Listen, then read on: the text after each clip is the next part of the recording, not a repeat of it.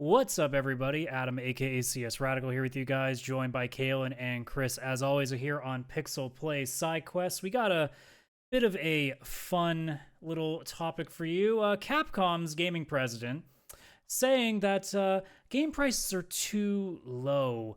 The idea of the $70, and we're talking US dollars, of course, that they should actually be still charging more. And I mean, you could get into like a whole bunch of different topics. I think the key thing is, quite frankly, guys, do you think that right now, if we're talking the US dollar price point, obviously here it's $80, but is that $70 price point still the right one, or is this something that still needs to be raised? What do you, like, immediate thoughts? What do you guys think about that? I think if it raised, a lot of people would stop buying games at least at launch or anywhere near launch. That would be my first immediate thought. And then I would also think that I'm sure that game prices have gone up, like development prices, sorry.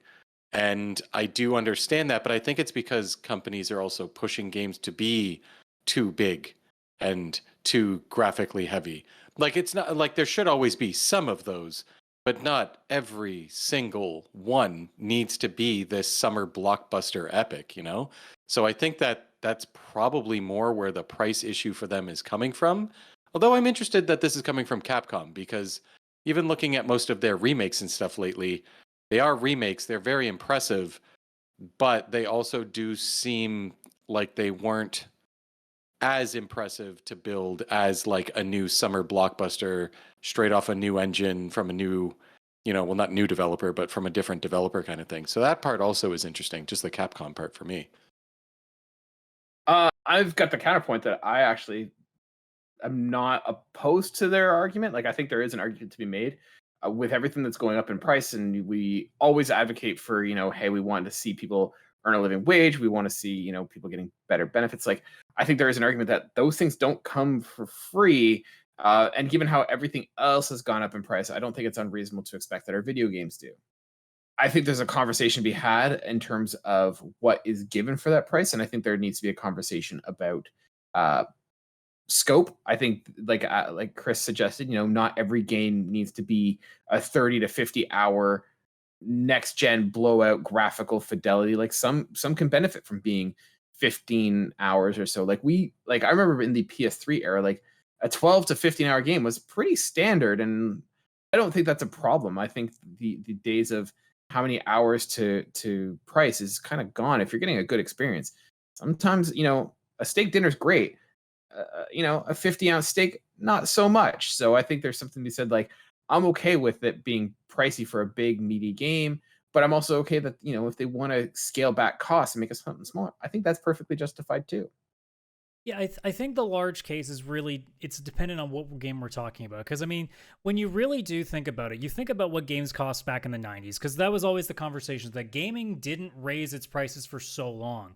If a game was $50 US back in the early 90s, like, that's over $100 today. Or if it was like $60 like back in the 90s, we're talking like almost 150. Like, we're getting close up there in terms of how inflation's gone. So when you really think about it, like, we paid back when we didn't pay, our parents paid. When we were kids, games were actually more expensive than they are today if you count for inflation. So I don't think it's that big a deal to say, like, obviously here, like, our main ones are $79.99. I don't have an issue if games start costing $89.99. My only counter to that would be, I expect quality then, not what we see today, where games are coming out needing day one patches and still not being remotely feasible. A game like a Fallout 76, if they're charging $90 for that, that motherfucker better not be broken. Cyberpunk on day one better not be broken. So I have no problem with the price being put up. I've said it for the longest time. I'm willing to pay $100 for a game if it's worth it. That's the key. It has to be worth it. If it's broken, like, think for a second, NBA 2K23 right now. It is a fucking copy and pasted sports game with massive amounts of loot boxing and microtransactions, and you're still expected to pay more than $70 for it. Let me just quickly check right now, for out of curiosity, how much is Stardew Valley currently on Steam? Stardew Valley Probably like $20 now. $16.99? No. Probably Maybe 20 20. bucks. It is $16.99 Canadian. Oh, I was So right. basically $15 US for the most part. Think about that for a sec. A game that, quite frankly, is very well put together, has had lots of free updates for it, didn't charge you anything extra. $16.99. You want to play a crappy copy and pasted basketball game that is littered to the brim with things to get more money out of your wallet. You expect it to be free to play, right? No, it's $80. So that's the thing. I have no issue at all with I don't even care if the game's $150. And that's not even counting if it's got all these extra DLCs and stuff in it. If that game is a ton of time and it's all high quality, you can make a case for a $150 game. It's not an easy case to make, but you can. But in the case of, like, let's say Capcom wants to raise all their prices another $10, fuck it. Do it. Just, I expect high quality out of those games, and also expect that you're probably going to alienate another bunch of your customer base who are just going to do what I already do for most of my games, which is wait for half off.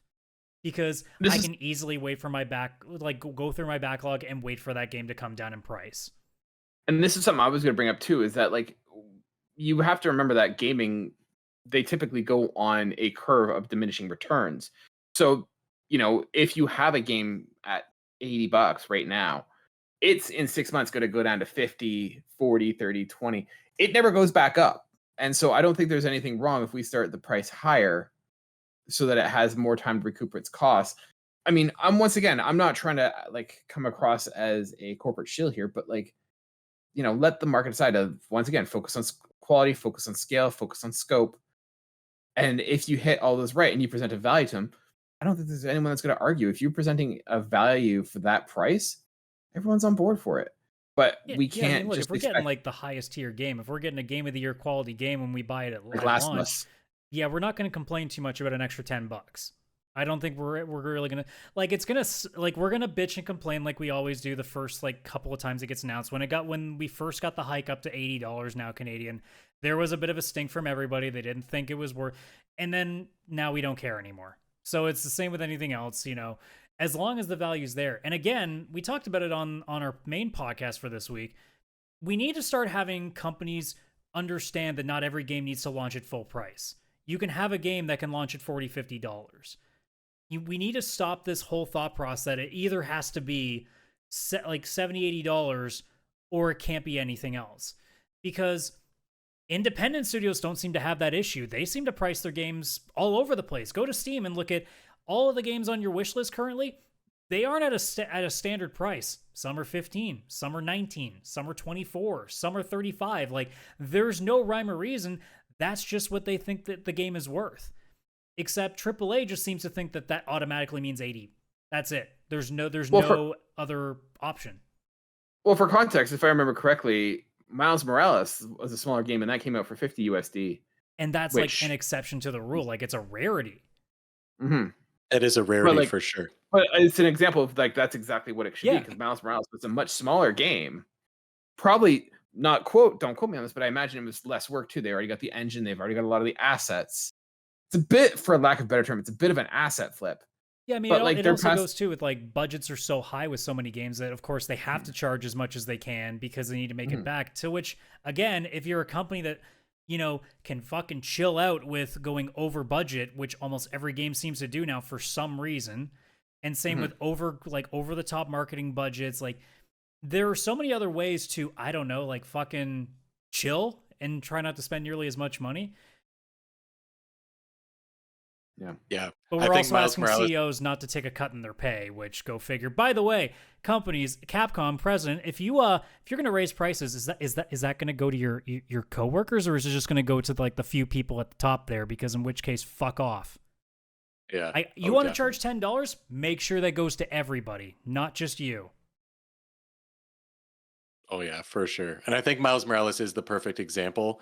It was a bit cheaper. It was perfect. I think that nobody was really mad at the game. Some people were like, "Oh, it's shorter," but then they were like, "Oh, right, but it's also cheaper or whatever." It is a smaller, more contained game, and obviously then the budget would have been lower. And I think it did really well because of that.